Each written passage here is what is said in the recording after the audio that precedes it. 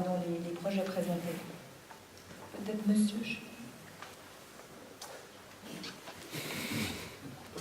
La question du regroupement, ou plutôt, prenons la question dans l'autre sens, comment vont évoluer les projets?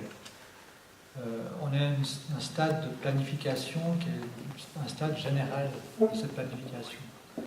Il est clair qu'il va y avoir maintenant, et ça a déjà débuté, une interaction que j'espère la plus forte et la plus productrice et positive entre les porteurs de projets et les questions qui ont trait à leur intégration dans le paysage.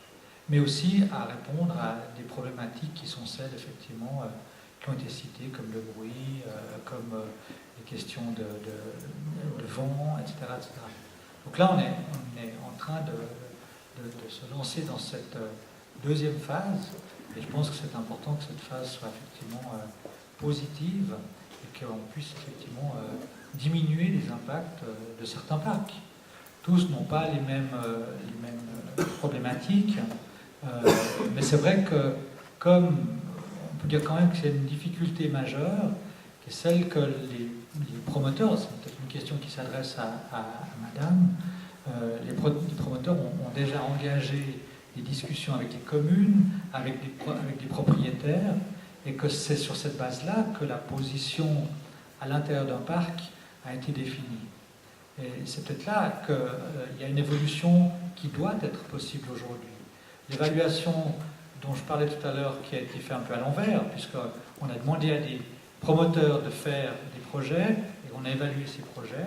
Je pense que dans la deuxième phase qui est maintenant engagée, la discussion, c'est comment arriver à ce que ces projets puissent s'améliorer, se renforcer, leur relation notamment au paysage, ou au contraire minimiser l'impact sur certains monuments et sites, sur certains monuments en tout cas.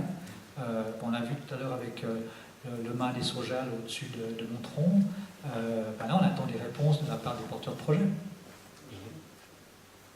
Simplement, peut-être pour compléter votre réponse, M. Chenu, avant d'arriver au dépôt, j'allais dire, du PPA, au permis de construire, il y a un gros travail. Et comme je l'ai dit dans ma présentation, sans l'accord des propriétaires et des autorités municipales et communales, il n'y a pas de projet. À partir de là, à partir du moment où on a les accords, eh bien, il y a toute une phase de développement du projet. Je dirais que c'est pour nous toujours la difficulté de communiquer, parce que dès qu'on dit il y a un projet vraiment en termes de développement de projets de parcs éoliens, eh bien tout de suite les gens veulent savoir où sont installées les machines, quelle est la production, quel est le vent, où sont les accès. Et puis nous, eh bien, il faut le construire petit à petit, étape par étape. Ça veut dire que, par exemple, à Provence, si vous vous souvenez, il y avait eu un effet d'annonce comme quoi on avait 40 éoliennes. On avait pris la zone, on avait regardé où on pouvait les mettre.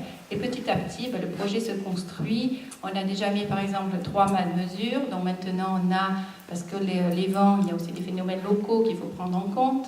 Donc on a pour l'instant installé ou positionné des éoliennes. À la fin de la mesure de campagne de vent, il se peut qu'on revoie aussi l'implantation de certaines éoliennes de façon à optimiser en fait la production, et puis aussi de façon aussi à tenir compte des nombreux paramètres que l'on doit considérer. Comme je vous ai parlé de la géologie, de l'archéologie, de la faune, de la flore. Il y a vraiment de très nombreuses contraintes qui font qu'à la fin du projet, l'éolienne, elle va être située vraiment dans l'endroit optimal qui minimise vraiment les impacts et optimise la production. Merci Madame Schmitt. Monsieur ?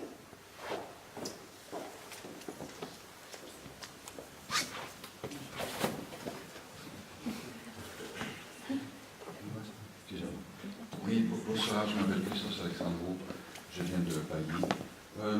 La question que je me pose s'adresse, je crois, surtout à M. Chenu ici. Parce qu'en effet, le canton de Vaud, il a proposé, je crois, d'abord un cadastre plutôt éolien. Je crois que c'est, si je me souviens bien, c'était en 2009. Par la suite, je crois qu'il y a eu ce que vous appelez l'appel d'offres aux différents projets qui étaient déjà en cours. Il y a eu l'évaluation, il y a eu le PDCN qui a été publié. Je crois que le PDCN actuellement il est en train d'évaluation plutôt, parce que vous avez cas dans les cantons, a appelé à des commentaires. Donc plusieurs personnes, entités ont donné leurs commentaires. Donc j'imagine que PLDCN va être avalisé quelque part l'année prochaine. Cela dit, il y a énormément de projets qui sont en cours actuellement, qui sont quasi en phase finale. Je crois que Madame Schmitt peut l'attester. Nous avons déjà parlé parce qu'elle sait que je suis opposant à un de ces projets, juste pour situer le débat. Le problème, en fait, je ne vais pas discuter de ce projet-là du tout. Mais moi, ce que j'ai réalisé, en discutant finalement avec les gens de ma commune, juste, soit dit en passant, je suis un ancien collègue de M. Ertig, donc je suis aussi spécialiste de vent comme M. Ertig. Donc, j'ai un peu une idée de ce qui se passe dans le domaine éolien. Et en discutant avec ma commune, j'ai réalisé au fait que les communes n'ont tout simplement pas les compétences d'évaluer un projet. Et puis, je trouve que c'est naturel, je veux dire, surtout dans les petites communes du Bordeaux, on n'élit pas nos gens pour ça, on les élit surtout parce qu'ils veulent diriger et puis donner de leur temps. Donc, au fait, les communes se trouvent dans une situation où elles n'ont pas d'aide externe, à part celle que les opposants, comme moi, vont leur dire, et celle que les promoteurs, comme Mme Schmitt, vont donner. Et quelque part, je ne vois pas où est la position du canton là-dedans. Alors, j'aimerais savoir si le canton a une position qui dit, oui, nous déployons. Parce que ce que j'entends ici, j'ai entendu de votre part, j'ai entendu en fait un discours qui dit, oui, nous allons réévaluer, etc. Et ça ne conforme pas tout à fait avec le discours des promoteurs. Donc, est-ce que le canton a un projet d'épauler les communes dans leur procédure? Merci. Alors, je pense que c'est tout à fait naturel d'imaginer que dans une procédure qui est effectivement longue, vous l'avez rappelé, ça a débuté déjà il y a un certain nombre d'années, les projets ont des dimensions aussi de développement qui sont assez importantes, qu'à un moment donné, cette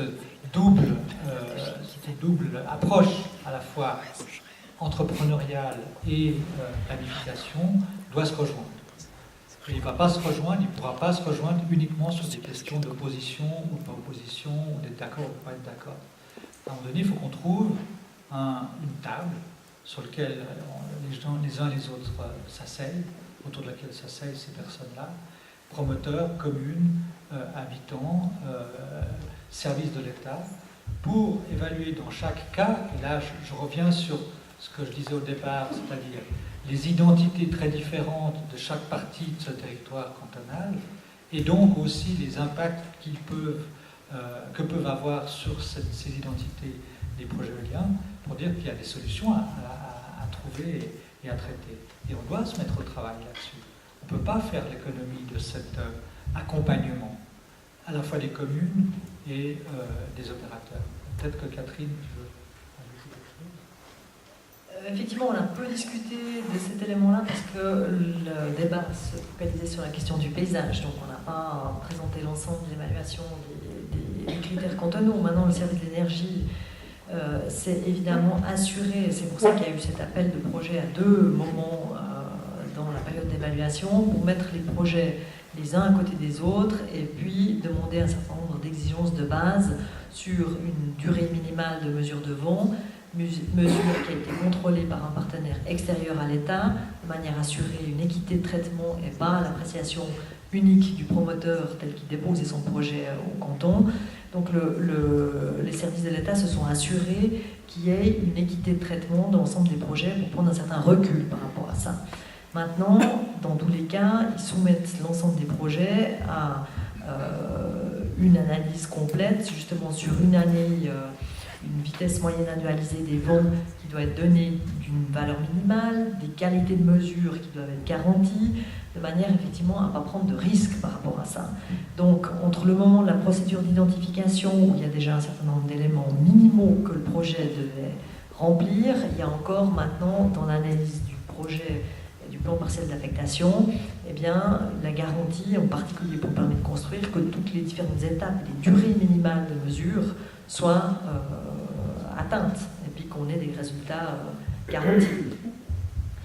Alors, il y a beaucoup de débats. Est-ce que les mesures sont fausses? On a dit il y a des lidars, il y a des sonars, il y a des points de mesure. On peut être pour l'un ou dire que l'un est mieux que l'autre.